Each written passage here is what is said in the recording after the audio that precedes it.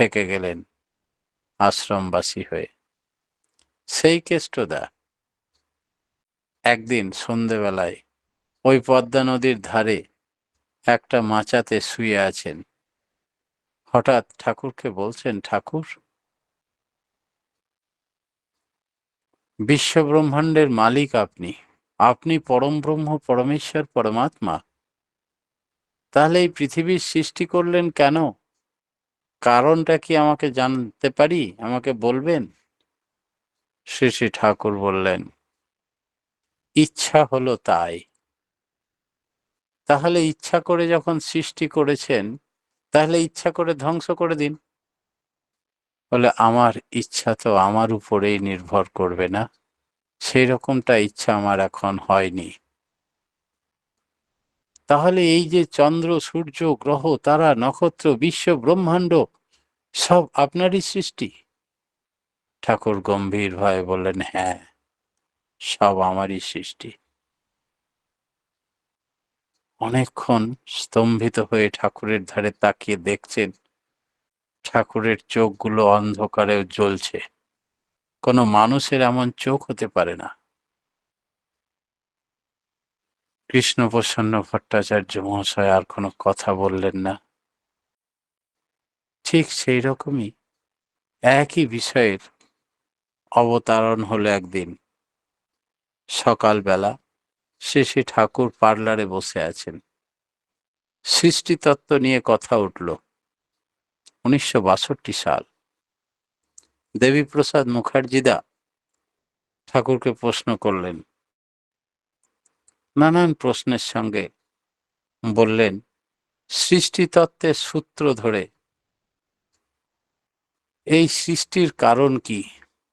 শ্রী ঠাকুর বললেন, সৃষ্টির কারণ হলো ধৃতি রক্ষা, অর্থাৎ ধারণ, পালন, পোষণকে রক্ষা করে চলা। এই ধৃতি রক্ষার ভিতর দিয়ে এনজয় বা উপভোগ করা হয়।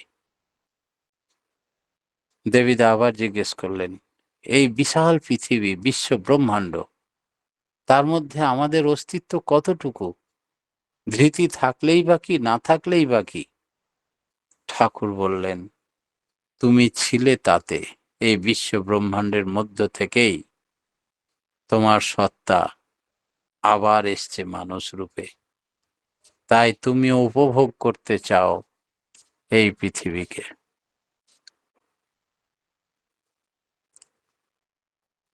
দেবীদা জিজ্ঞেস করছেন, গ্রহ, তারা, এগুলি সবকিছুই সৃষ্টি হওয়ার কারণ কি?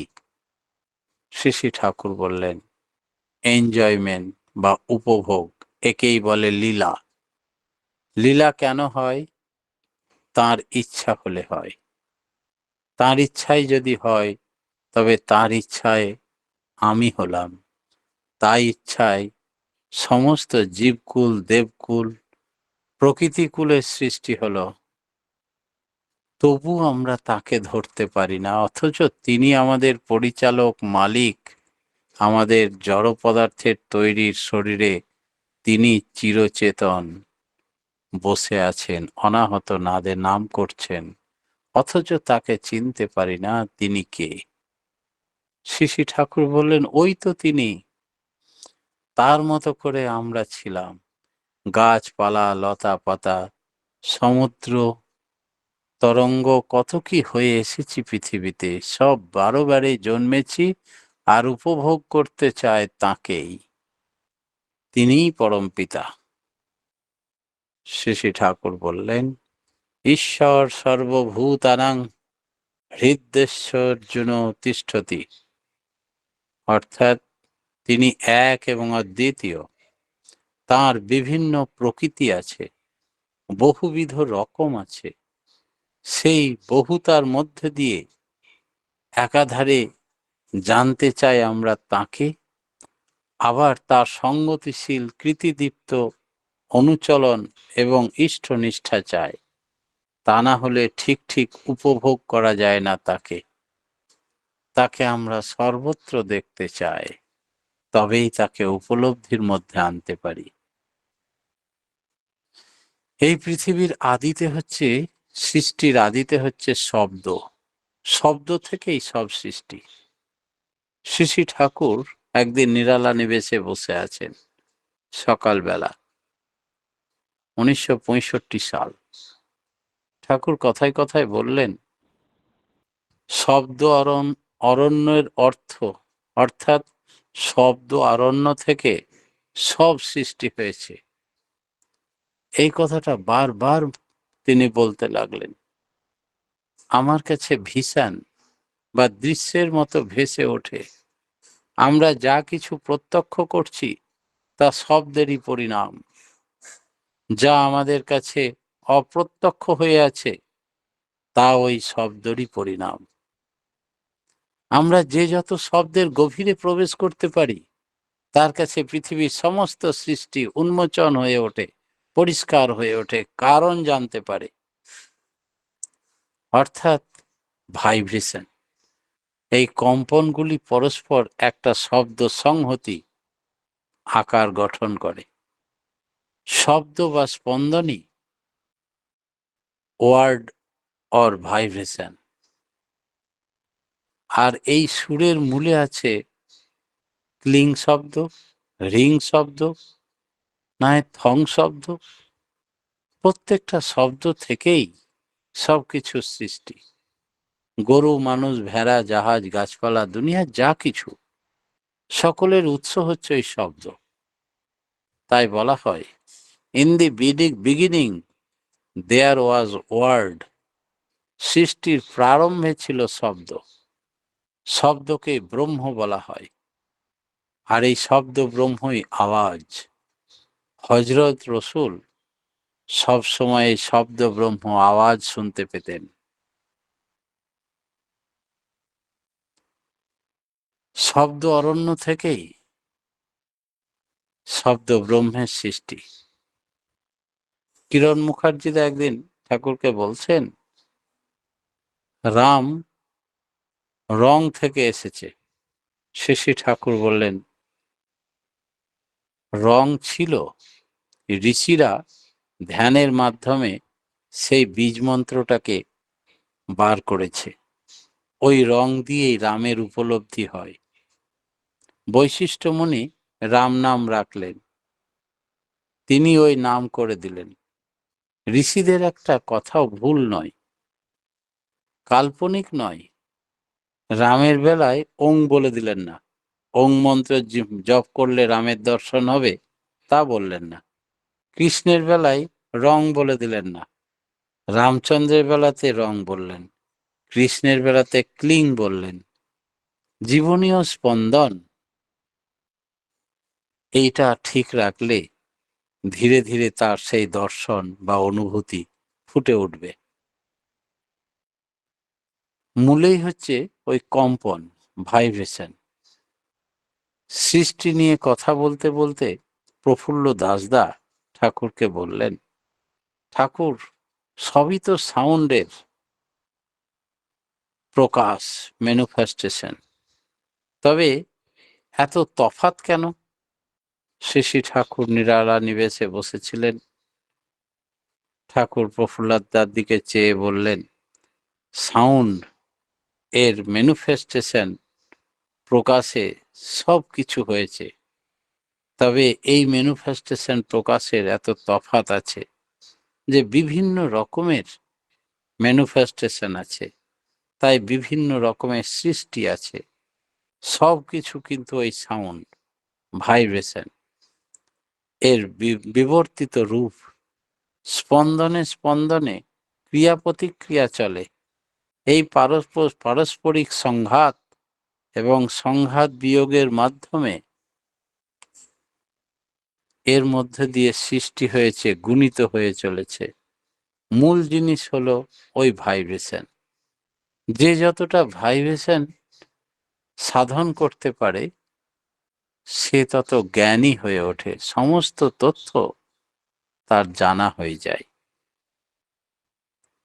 ঠাকুর আপনার জীবনে ভাইব্রোমিটার যন্ত্র আবিষ্কার করার কথা ভেবেছিলেন, কি করে এই ধারণা এলো আপনার?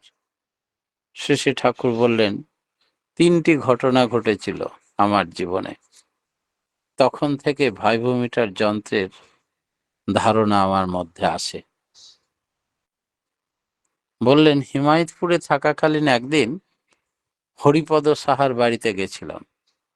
সেখানে দেখি একটা মরা তেলে পোকা চিত হয়ে পড়ে আছে, নড়তেও পারে না, চড়তেও পারে না। খামখেয়ালির মতো নাম এবং গ্রেজ এক দৃষ্টিতে নাম করতে করতে তাকিয়ে থাকলাম প্রায় আধ ঘন্টা। পরে দেখলাম তেলে পোকাটা একটা পা নড়ে উঠল, তারপর দেখছি উবুর হয়ে হাঁটতে আরম্ভ করলো। তাহলে এটা বোঝা গেল যে মানুষের চোখের মধ্যে এমন কিছু আছে যা থেকে রে সৃষ্টি হয় এবং ইম্পার্ট সঞ্চারিত করা যায়। দ্বিতীয়ত, আর একদিন হিমায়তপুরে বসন্ত ডাক্তারের বাঁশঝাড়ের কাছে পায়খানায় গেছি। বড় একটা গোবরে পোকা দেখলাম। পেটের এতখানি মাল মশলা খেয়ে ফেলেছে, বুকের একটু অংশ নেই। প্রায় 3 ঘন্টা গ্রেজ এক দৃষ্টিতে তার ধারে তাকিয়ে থাকলাম। তারপর দেখি হাত পা একখানা যা আছে তা নড়ে চড়ে গেল। যেই নাম করা ছেড়ে দিলাম, অমনি দেখি আবার চুপ হয়ে গেল। 2-3 দিন পর গিয়ে দেখি পোকাটা ওইভাবেই পড়ে আছে, সে আর উঠতে পারেনি। তখন মনে হলো পোকাটার শরীরে অনেকখানি অংশ নষ্ট হয়ে গেছে, তাই সিস্টেম নিতে পারল না, তাই সে বাঁচল না।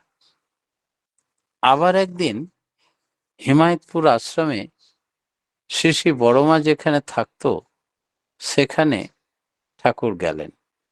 ওইখানে একটা আকন্দ গাছ ছিল। আস্তে আস্তে আকন্দ গাছটার গায়ে হাত দিলেন। গাছটা হঠাৎ চমকে উঠল, ঝাঁকি দিল। তখন বুঝতে পারা গেল যে খুব নাম করেন কিনা ঠাকুর, তাই এই নামের ভাইব্রেশনে গাছটা কেঁপে উঠল।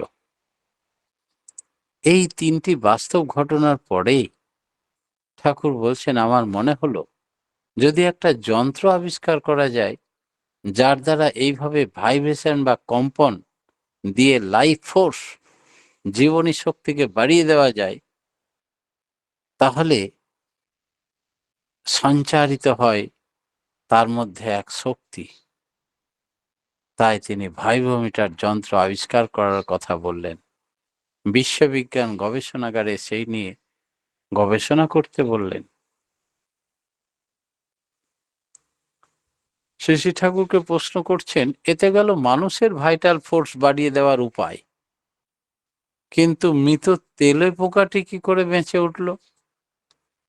শ্রী শ্রী ঠাকুর বললেন, প্রত্যেকের সৃষ্টির আদিতে ওই নাম, আদি নাম, তার ভাইব্রেশন সকল জীবকেই সজীব করে তোলে। তাতে তেলে পোকাই হোক আর বড় পোকাই হোক। ছোট পোকার ক্ষেত্রে 8 ঘন্টা, 1 ঘন্টা, 2 ঘন্টায় যথেষ্ট। আর বড় মানুষের ক্ষেত্রে হয়তো 2 দিন, 3 দিন, 5 দিন যথেষ্ট।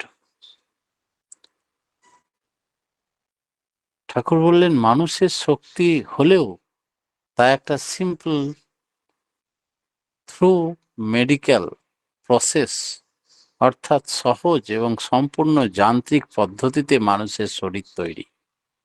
এটি যন্ত্রের মাধ্যমে বের করতে হয়। ওই ভাইব্রোমিটার যন্ত্র পরিমাপ করে দেবে কোন ডেড বডিতে কতটা মাত্রায় ভাইব্রেশন প্রয়োজন। ডাক্তারেরা যেমন করে অচল হার্টকে সচল করে তোলে, এটাও ঠিক তেমনি। ওই মেকানিজম এই যান্ত্রিক বিদ্যা করায়ত্ত করতে হবে ভাইব্রোমিটার যন্ত্রের মাধ্যমে। সেই জন্যেই তিনি বহুদিনের স্বপ্ন এই ভাইব্রোমিটার যন্ত্রটি আবিষ্কার করার কথা বলেছিলেন। জীবন্ত মানুষ বা প্রাণীর শরীরে কম্পনের পরিমাণ কম হয়ে গেলে সে রোগাগ্রস্ত হয়ে পড়ে, দুর্বল হয়ে পড়ে, জ্বর অসুখ হয়। প্রয়োজন মতো তার শরীরে এই ভাইব্রেশন প্রয়োগ করলেই সে আবার চনমনে সজীব, রোগমুক্ত হয়ে ওঠে। মৃত ব্যক্তির প্রাণীতে একটু বেশি পরিমাণ এই ভাইব্রেশন দিলেই তাকে বাঁচিয়ে তোলা সম্ভব। মৃত্যু একটা ব্যাধি, ভীষণভাবে ঠাকুর তা বিশ্বাস করতেন এবং বহু মানুষকে, মৃত ব্যক্তিকে এই ভাইব্রেশনের মাধ্যমে তিনি বাঁচিয়েছেন নামধান হসপিটালের মাধ্যমে। কুষ্টিয়াতে 32 বেডের নামধান হসপিটাল, সেখানে ভক্তরা শুধু 2 হাত ধরে ডেড বডিকে স্পর্শ করে নাম করাতেই আবার পুনরায় প্রাণস্পন্দন ফিরে পায়। উপযুক্ত পথ্য দিয়ে তাকে হাঁটিয়ে বাড়ি পাঠিয়ে দেওয়া হয়। এ এক অদ্ভুত হসপিটাল, পৃথিবীর বুকে এক বিস্ময়। কোনো ডাক্তার নেই, ঔষধ নেই, নার্স নেই, আছে শুধু ভক্ত, ভগবান আর ওই ডেড বডি। এতেই নতুন করে প্রাণ সঞ্চার সম্ভব। ওষুধ আমাদের কিভাবে অসুখ সারিয়ে দেয়? শ্রী ঠাকুর বললেন, হাউজার ম্যান্দা এই প্রশ্নটা করেছিলেন। ঠাকুর বললেন, সকলের উৎসই হচ্ছে ওই কম্পন। ওষুধ খেলে যে অসুখ সেরে যায়, সেখানে কম্পন কোথায় ঠাকুর? ঠাকুর বললেন, শুক্রকীট। তোমার অরিজিনাল থ্রিল, মৌলিক কম্পনটা আমি নিলাম। তোমার হয়তো সর্দি হলো, তখন আবার নিলাম, এবার মিলিয়ে নিলাম কতদূর কম বেশি হলো, তদ অনুযায়ী থ্রিল কম্পন তোমার মধ্যে প্রয়োগ করলাম, সর্দি ভালো হয়ে গেল। হাউজার ম্যান্দা বললেন, তাহলে প্র্যাকটিক্যালি সব ঔষধই ওই থ্রিল কম্পনের উপর নির্ভর করে? ঠাকুর বললেন, যা তুমি কয়েছ, একটা পাগলের কথা হতে পারে যদি হওয়া সম্ভব। ক্যান্সার, তার মানে বডি সেল নষ্ট হয়ে গেছে, সেগুলি ডিফর্ম করা, বিকৃত হয়ে গেছে, সব কোষগুলিকে পরিবর্তন যদি করা যায়, এই ভাইব্রেশন দিয়ে সব কিছু সারিয়ে দেওয়া যায়। তাই বিনায়িত হওয়া প্রয়োজন। তোমাদের দেশে দিনে 2 বার খাওয়ার কথা আছে, বিশেষ করে বামুনরা যে 2 বার ভাত খায় আর অন্য সময় হালকা খাবার খায়, তার মানে ওই থ্রিল কম্পনটাকে ঠিক রাখার জন্য। প্রত্যেকটার পিছনেই কারণ আছে, আর কারণ থাকলেই তার পিছনে বিজ্ঞান আছে। এই বিশেষ জ্ঞানকে অধিগত করাই মানুষের প্রজ্ঞাবান করে তোলে মানুষকে ক্রমশ। এমনি করেই বাতের ওষুধ, পাগলের ওষুধ, সব কিছুরই মূলেই ওই ভাইব্রেশন। সবটাকে ব্যালেন্স মতো প্রয়োগ করলেই সব রোগের মহৌষধি বলা হয় নামকে। পরম পিতার রাঙারাতের চরণে প্রতিপ্রত্যেকে সার্বিক মঙ্গল প্রার্থনা জানিয়ে আজকের মতো আমার ক্ষুদ্র বক্তব্য এখানেই শেষ করলাম। জয় গুরু। জয় গুরু দাদা। আজকে আপনি খুব সুন্দর আলোচনা করলেন যে শ্রী ঠাকুর লাইটের গতি নিয়ে কি বলেছেন তার সম্বন্ধে খুব সুন্দর আলোচনা করলেন, এবং সৃষ্টির, ব্রহ্মাণ্ড সৃষ্টির কারণ এবং ভাইব্রোমিটার সৃষ্টির কারণ সম্বন্ধে খুব সুন্দর আলোচনা করলেন। আমরা সম্মিলিত হলাম। পরমপিতা রাঙারাতুল চরণে আপনার সার্বিক মঙ্গল প্রার্থনা করে আপনি আপনার পরিবার, পারিপার্শ্বিকের সবার সুদীর্ঘ নিরোগী সুস্থ জীবন কামনা করি আমার দয়ালের রাঙারাতুল চরণে। আমরা সবাই জয় গুরু দাদা। ভালো থাকুন, সুস্থ থাকুন এবং আনন্দে থাকুন। এখন দাদা সৎসঙ্গের ঘোষণাটা করে দিন। একটি বিশেষ ঘোষণা, আগামীকাল রবিবার প্রতি সপ্তাহের মতোই আমাদের বিশেষ সৎসঙ্গের আয়োজন করা হয়েছে। অতি প্রত্যুষে নামধান মহাযজ্ঞের পরেই সানাই বাদ্য দিয়ে শুরু হয়, উষা কীর্তন হয়, তারপরে প্রার্থনা দিয়েই সৎসঙ্গের কার্যক্রম শুরু হবে। আপনারা আমাদের একই লিঙ্কেই যোগদান করতে পারবেন এবং কালকে যে বিশিষ্ট ব্যক্তি এবং ব্যক্তিত্বকে আমরা পেয়েছি সুদূর কানাডা থেকে, তিনি বক্তব্য রাখবেন। তার কথা শুনবেন এবং সবাইকে শোনার সুযোগ করে দেবেন